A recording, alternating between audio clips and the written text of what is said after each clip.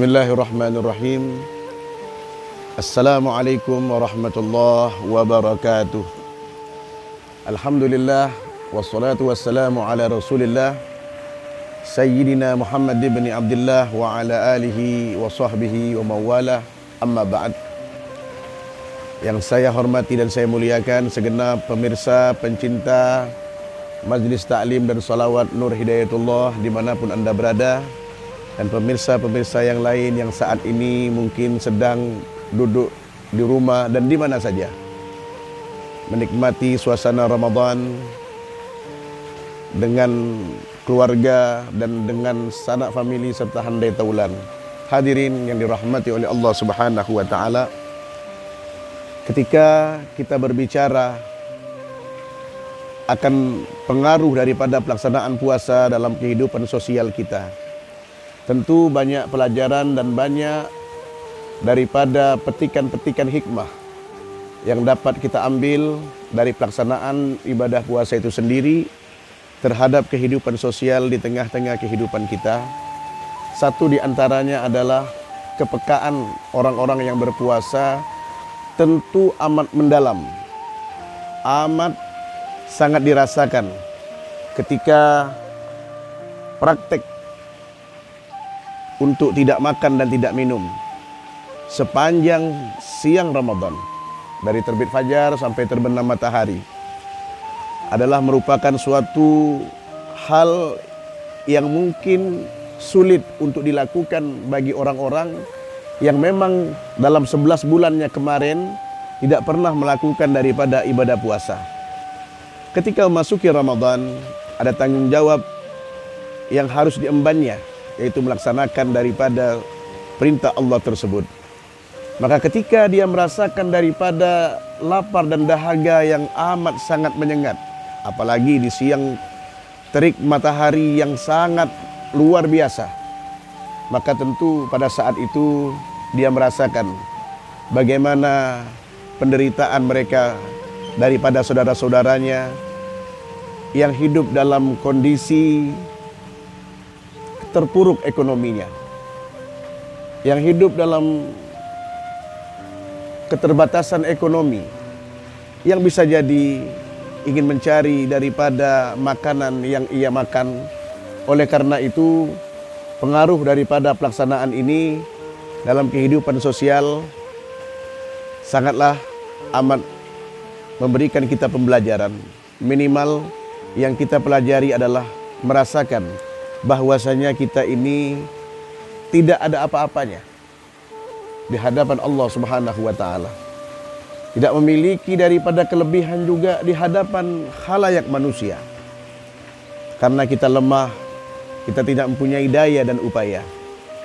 Itulah yang memang diharapkan daripada hikmah pelaksanaan ibadah puasa tersebut. Bagaimana kita mengetahui, merasakan kodrat kita dan jati diri kita adalah sebagai makhluk hamba yang dhaif, sebagai makhluk hamba Allah Subhanahu wa taala yang lemah, yang tidak memiliki daya dan upaya.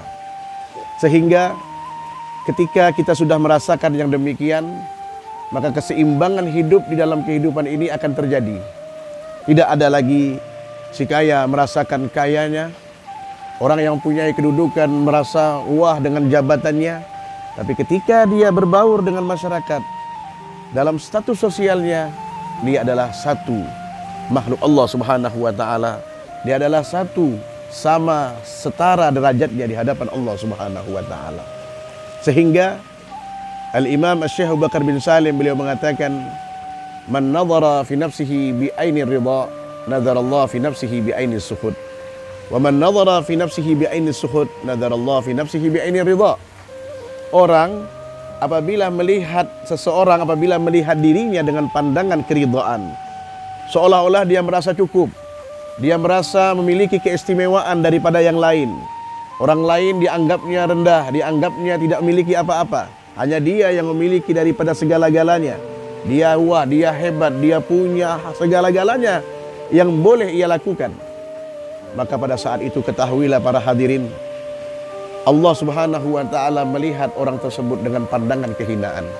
Apabila di pandangan Allah seseorang sudah hina, maka apa yang akan diharap tentu seseorang itu dimanapun dia berada, keberadaannya akan menjadi kehinaan buat dia.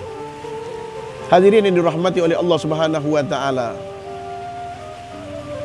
Sebaliknya, ketika seseorang melihat dirinya dengan pandangan hina, dikatakan oleh Sayyidina Imam Syekh Abu Bakar bin Salim, "Man nadhara fi nafsihi bi aini sukhut, nadhara Allah fi nafsihi bi aini ridha." Ketika ada orang memandang dirinya, ya Allah, saya ini hina, saya ini tidak memiliki apa-apa, saya tidak memiliki kekuatan daripada orang lain, saya tidak memiliki daripada ilmu daripada orang lain.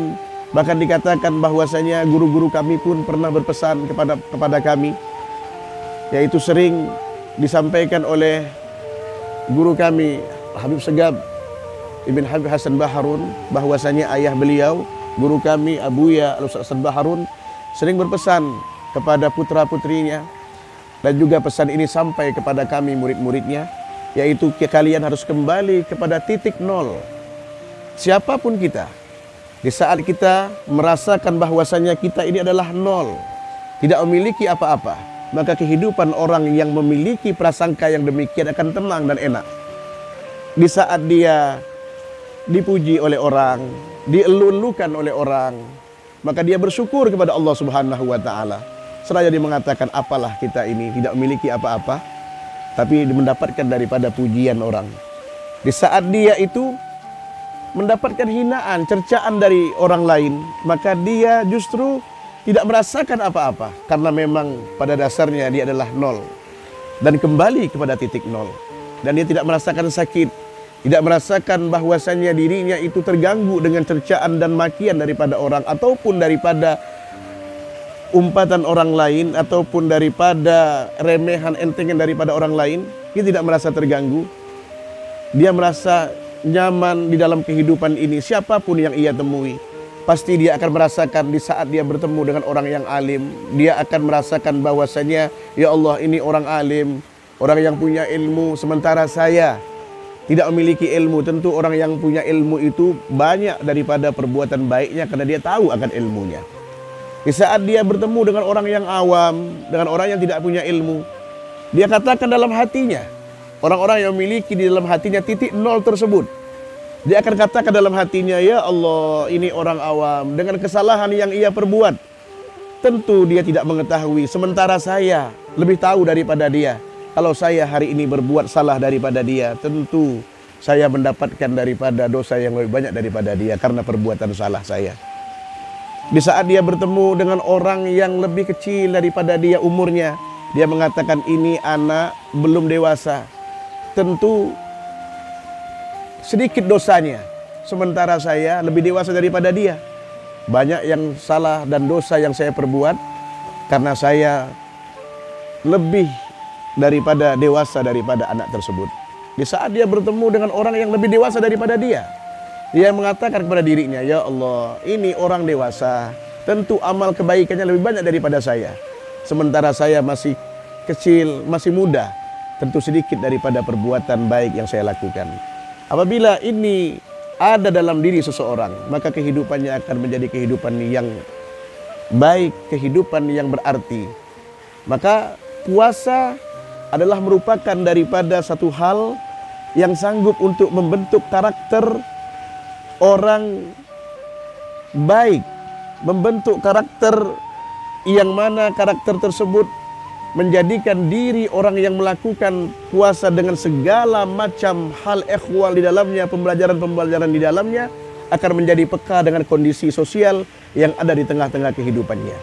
Maka untuk itu para hadirin pemirsa Majelis Taklim dan Sholawat Nur Hidayatullah, laksanakan puasa ini dengan sebenar-benarnya, dengan segala aturan-aturan di dalamnya, dengan semua daripada syarat-syarat yang memang diajarkan oleh para ulama, para guru-guru kita yang seringkali kita dapatkan di majelis-majelis, di tempat-tempat yang di situ digelar daripada majelis ilmu, kemudian kita dengar daripada keterangan-keterangan di televisi. Mari kita ambil, mari kita raih, mari kita praktekkan dalam kehidupan kita.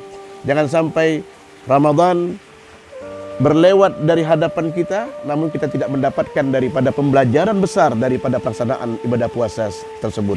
Sehingga apa yang dikatakan oleh baginda Nabi Muhammad SAW, man adraka Ramadan falam yughfar lahu ab'adahullah. Barang siapa mendapati Ramadan tapi justru dia tidak mendapatkan apa-apa isi Ramadan, hikmah Ramadan, pelajaran Ramadan, tidak ia peroleh dalam bulan yang mulia ini, maka tentunya rahmat Allah jauh daripada orang tersebut. Waliyadzubillah. Hadani Allah wa iyyakum. Assalamualaikum warahmatullahi wabarakatuh. Bismillahirrahmanirrahim. Alhamdulillahirabbil alamin. Wassalatu wassalamu ala asrafil anbiya'i wal mursalin. Sayyidina wa habibina wa syafi'ina wa qur'ati ayunina wa maulana Muhammadin wa ala alihi wa sahbihi wassallim ajmain. Pemirsa, pecinta majelis Sholawat Nur Hidayatullah, jangan lupa tekan tombol subscribe, like, share, and comment. Dan jangan lupa juga tekan tombol loncengnya supaya update video-video kami berikutnya. Terima kasih.